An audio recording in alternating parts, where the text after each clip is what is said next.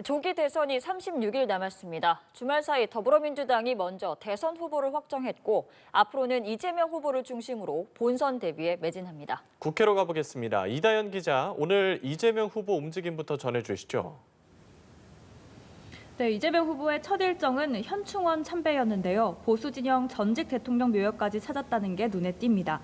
이승만 전 대통령과 박정희 전 대통령, 김대중 전 대통령과 김영삼 전 대통령의 묘역을 차례로 참배한 겁니다. 한국 경제개발의 주역으로 꼽히는 포스코 초대 회장 박태준 전 국무총리의 묘역도 찾았습니다. 참배를 마친 뒤 이 후보는 모든 역사적 인물들에 대해선 긍정적, 부정적 평가가 다 가능하다며 양측면을 다 함께 보는 게 필요하지 않을까 생각했다고 말했습니다.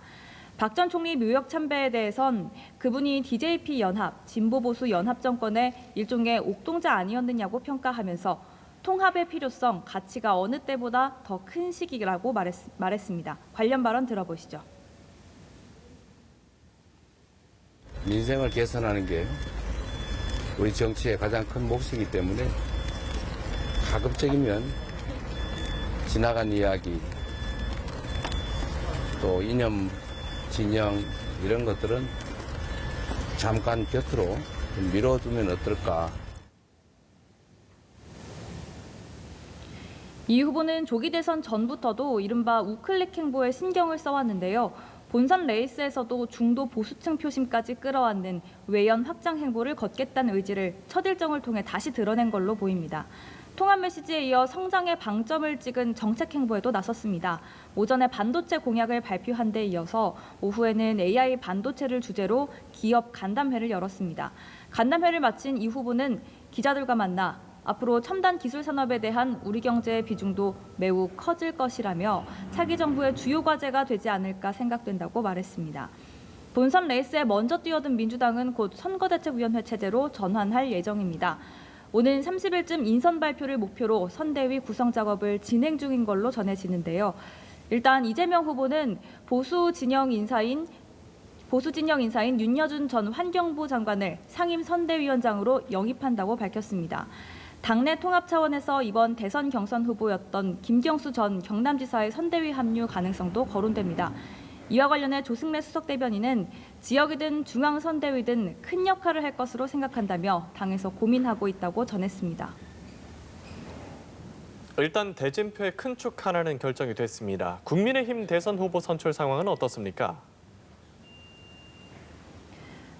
네, 오늘은 국민의힘 2차 경선 투표의 마지막 날입니다. 현재 4강 후보들의 대결이 펼쳐지고 있는데 내일 2명으로 다시 압축됩니다.